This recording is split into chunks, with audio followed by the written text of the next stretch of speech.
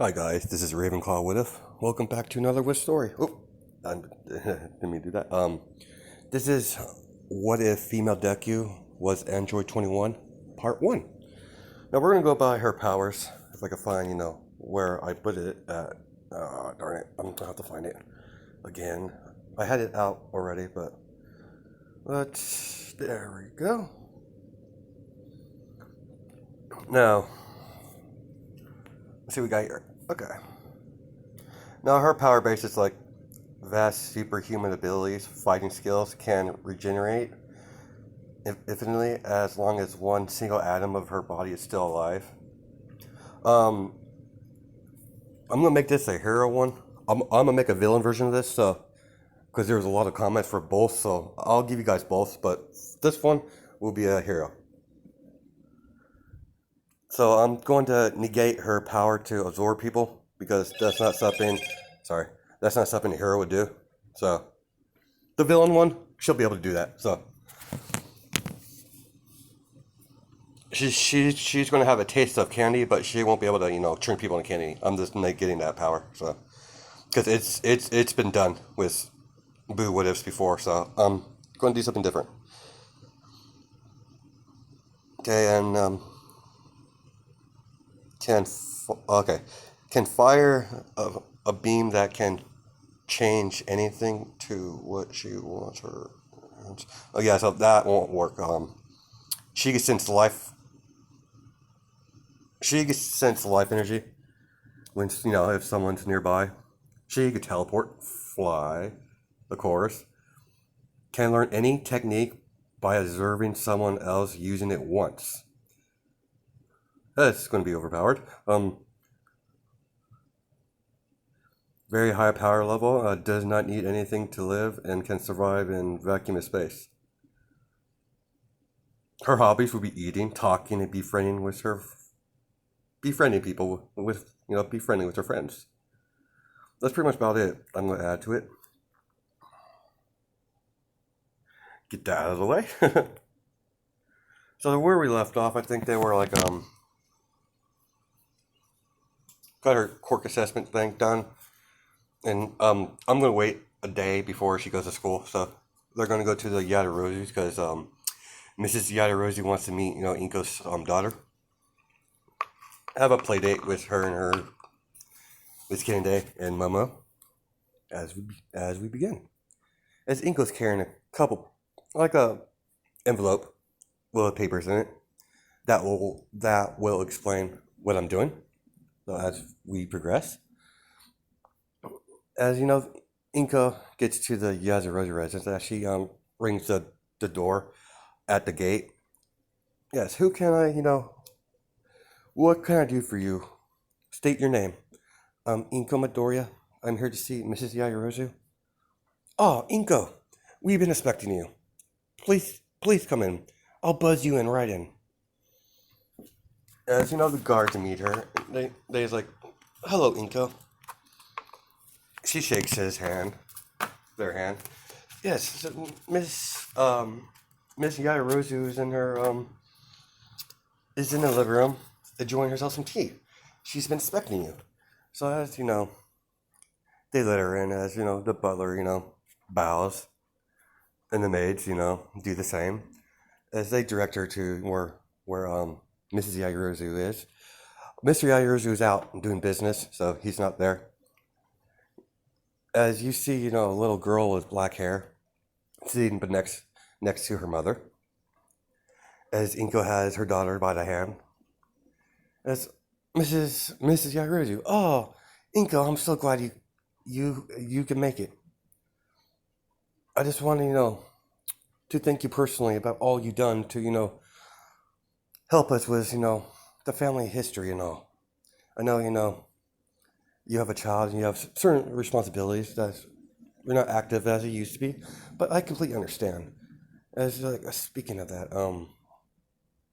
over the years they've become friends. Please, sit down, have tea. And she hands her the file. What's this, Inko? This is insurance if something ever happens to me that my daughter would be taken care of. She's like, I would like you to be, my daughter's, godmother. And, she, she agrees. She's like, of course, Inko, you've done so much. Especially for, family history that was lost. So as she signs it, it's like, thank you, Miss Yarzu. Momo, please introduce yourself. As, she gets up and curtsies. I'm Momo Yadarozu. Nice to meet you, ma'am. And, Kinde is a little shy. So, she has her tail blocking her face. She's like, sweetheart, introduce yourself. No one's gonna, she's not gonna bite. So he's like, hi, I'm Kinde Midoriya. As she's like, she thinks her skin color is cool in her tail. Your skin color's so cool in your tail. You have pretty hair, all that, all that stuff, kid stuff. Momo grabs, young Kennedy and, come play. She's going to take her to go play.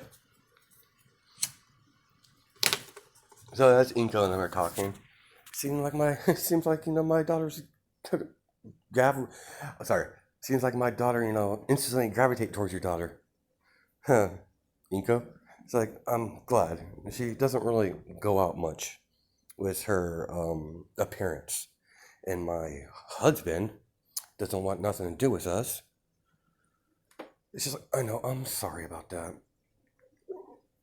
I'm still confused how I got pregnant in the first place, but I don't second question it. In my eyes, it's a blessing. I've always wanted a child. She's my number one priority now. Not my douche of a husband. As Mr. Hurdy's laughs. Like, all right, they spend a couple hours. They're like, all right, let's go home.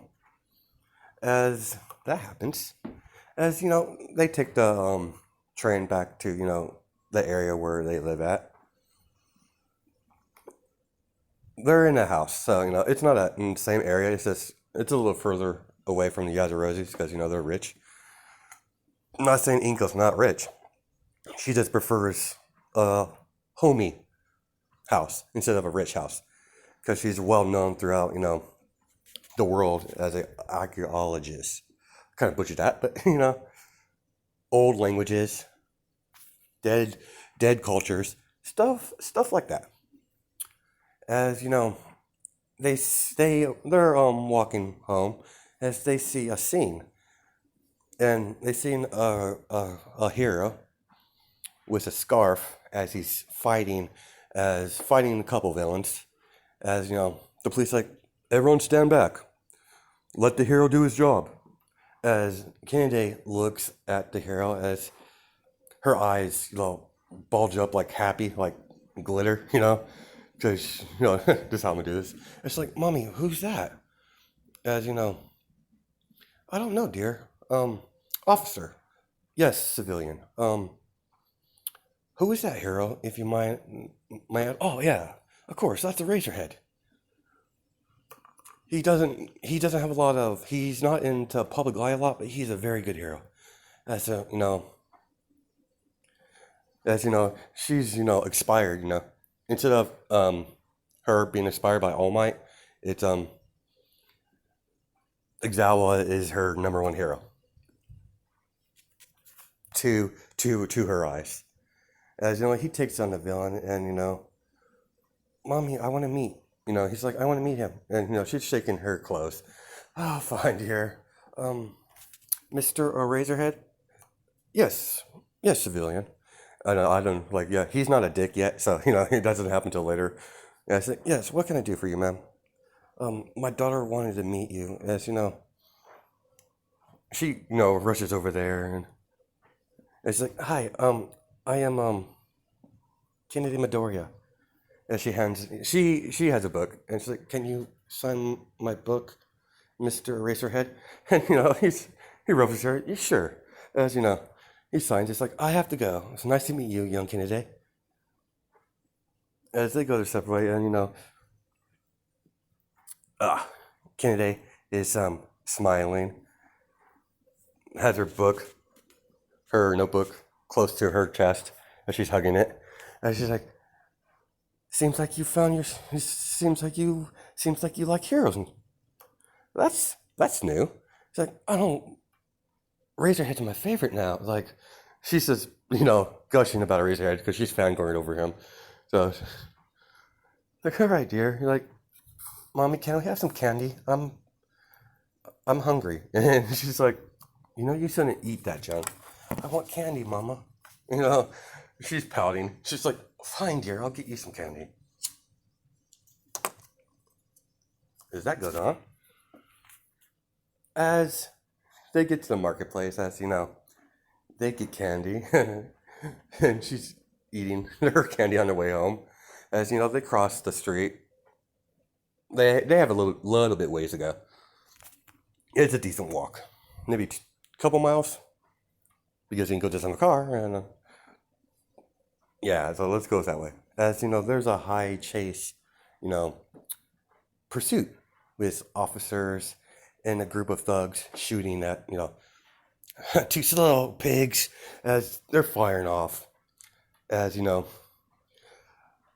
the car hit a construction truck that has pipes as a head-on collision, as the pipes go flying backwards, as it's going towards Kennedy, as Inko sees this, as she shields her daughter, as the pipe impels Inko, pinning her to the ground. It impelled both of them. So Inko, died from blood loss, like in a couple seconds, and she, puts her hand before she dies. Like, I'm sorry, daughter. You must, live. As she pulls, you know, she pulls herself off, being impaled through her daughter as the pill, the pipe gets out of the Kennedy, as Inko falls back down and dies. As the officers come in as a Razorhead sees this, and the girl's she hasn't recovered yet. So as the officer says the woman died instantly, like died from blood loss on scene. The girl is in critical condition. As he's always like, I just saw these two. Damn it. As he's taking it pretty hard. As he sees, her pink skin start bubbling, and as it regens, as he's shocked, he's like, does she have a recovery cork? As they take the girl into they take the girl to the hospital, and papers for the from the godmother has been finalized through they faxed it. They set it all up at the Yazirozi, so it's all legal now. So as they go through, Eraserhead's like, what are we gonna do? What about the girls? What about her parents? Or what about her father? As Mrs. Yazirozi got a call because she's a contact for something happened. As Mrs. Yazirozi comes, it's like, where's Inko? And she's like, who you may be? I am Kennedy's godmother, an employee of Inko Midoriya. Where is my friend?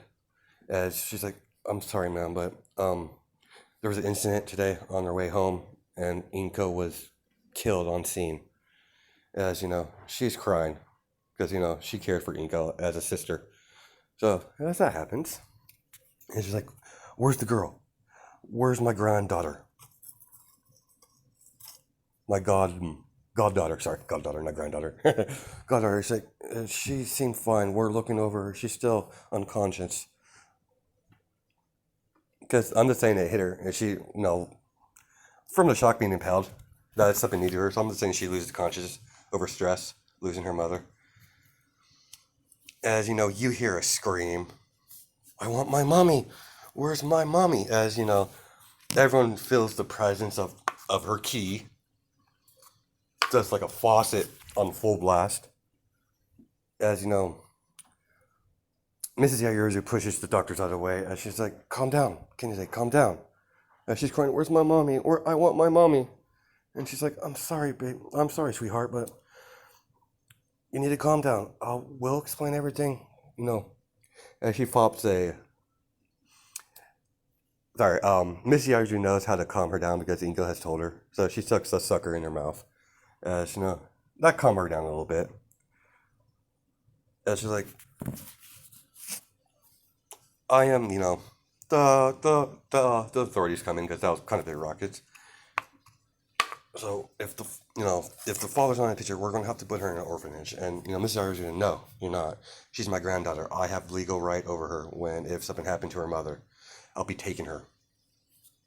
As they're not gonna fight that.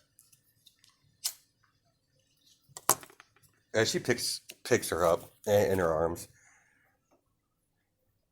and she's like, "Sweetheart, put your tail around my waist so it doesn't get hit by the doors." Okay. As that happens, and they explain to her, look, then Yaoyorozu, she's like, "Sweetheart, I'm sorry, but your mother's no longer with us. She's moved on." And she's like, "What do you mean, move on? Where's mommy?" "I'm sorry, sweetheart, but she's passed on." And she just started crying. As Miss Yaoyorozu hugs her, and she's like, "Don't worry, you won't be alone. I'll be taking care of you from now on." Now, I know, small pause. I know everyone wanted to go to Mina school, but I don't know how to go about that. So, let's do it this way. Let's say Mina transferred to Momo school, just because I can. So, let's just say Mina, her family is like, I'm not sure what her wealth, like her, what class citizen her family is. Let's just say they're decent wealthy, so they go to Momo school, but that'll be much later. So as the next day she doesn't leave the room that she was given by the Yaoyorozus. And she's talking to her husband, tells him what happened, and she's like, "I'm so like he's distraught. He like Inko. She was sweet and kind, so was more worried about people than actually being rich. For wealth and recognition for her work. She did Yaoyorozu's at first she was doing Yaoyorozu's job, working for him for free, but then Mrs. Yaoyorozu put a stop to that. It's like, "No, we're going to pay you. You're not working for free." So as I as that continues, the next day she's still not coming out of her room, and Mrs. Yaoyorozu is worried, and Momo opens the door, rushes over her, and hugs her as she's still crying, and she like falls asleep. Sweet little touchy moment there. That won't be a ship. I don't know what to ship who with her yet, but they're going to be they're going to have a sister bond. So she's going to technically call her sister all the time because she got adopted into the Yaoyorozu. So so that happened. So, yeah, I know, guys. I like killing Inko for some reason. I don't know why. It just makes the story a lot more. That's what's going to drive her to be a hero. Something like that will never happen again. And plus, her favorite hero, Razorhead. So she did. So they gave her a couple weeks to process the loss of her mother. As they go to the funeral, and Asashi's there, that dick. As he goes over there and slaps Kennedy. It's like, "Your fault. My wife is dead, freak." As Mr. Yaoyorozu has his security escort him off the premises. As Mr. "Are you alright, sweetheart? Why does Daddy hate me?" And she hugs her. It's like, "It's not yours. It's nothing. It has nothing to do with you, sweetheart. You're he's not a good person." As they take her home and give her some candy because she likes candy. She's eating cake. And she's smiling, because she's just happy that It still hurts her that her mother's gone, but she knows that, deep down, she knows that beating herself over it, it's not going to change the fact that she's dead because she's a smart kid. So we'll go to like the first day of, I'm a time skip. So it's the first year of middle school. Yeah, it's first year of middle school. As you know, they've been in preschool the whole time. They've been to school together. So there's not like nothing I could do besides a kidnap scene. I might do that anyways, maybe year two. But let's continue. As you know, they get a new student. Momo's already been in the middle school for about a while. It just took for a little bit for her to Miss Yaru to get her to come out of her room because she's had cases where bullying because of her skin and how she looks. So she has a hoodie on all the time. Mrs. Yaru doesn't like it, but she understands, because of her other kids are quite cruel. As you know, we have a new student here. She was a little late on the transfers. She transferred in. It was a little late, so please introduce yourself. As she has a hoodie on. It's like, sweetheart, like, that's not loud. It's as Mom was like, Miss Sensei, please. She doesn't like to show herself, with other people. Oh, Momo. Yeah, Momo. Do you know her? She's like, yeah, it's my little sister. Let's say like Momo's a year older than than her, and she's like, this is Kennedy Midoriya. As they're like, Midoriya, isn't your last name Yoru? And she looks at him like don't bring up anything like that. So Momo grabs her hand and takes her to her desk.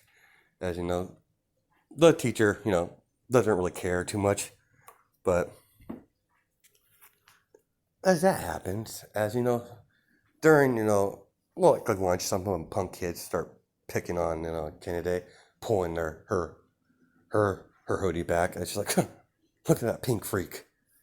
As that happens, as they're about to they were gonna like pour water on her, as Momo comes rushing in and kicks him. Not really kicks him, but grabs the water bottle, and it's like, you're not supposed to treat people like that. I don't like bullies. As Mina pops her little head. She sees the pink girl, like her. So she's like, as they're about to hit Momo, as Mina uses her acid slide over there, as she blocks the attack, and she's like, the girl, the pretty girl in the black hair is right. You shouldn't be picking on other people. Does because they're parents. And she's like, whatever, freak. As they go off, and Kenji's like trying to put her hood back on, and Mina's. I think Mina, yeah, it's Mina. It's like, you shouldn't hide the way you look. You shouldn't hide the way you look. You're very pretty. You shouldn't be ashamed of what you look. She says, I am Mina Ashido. I think that her name is Ashido, but I'm not totally sure. Like, Mina, I'm just it's very nice to meet you. And she's like, I'm Kennedy. And she's like, look it, we're a matching set. We could be a duo, a hero duo. Mina's upbeat personality, kind of makes her smile as they begin to bond, all three of them, as friends. And we're gonna probably stop it there. Should I continue? No, we'll stop it here. I'll make the I'll catch you guys later. You have a good day and night, judging my time zones. All right, bye.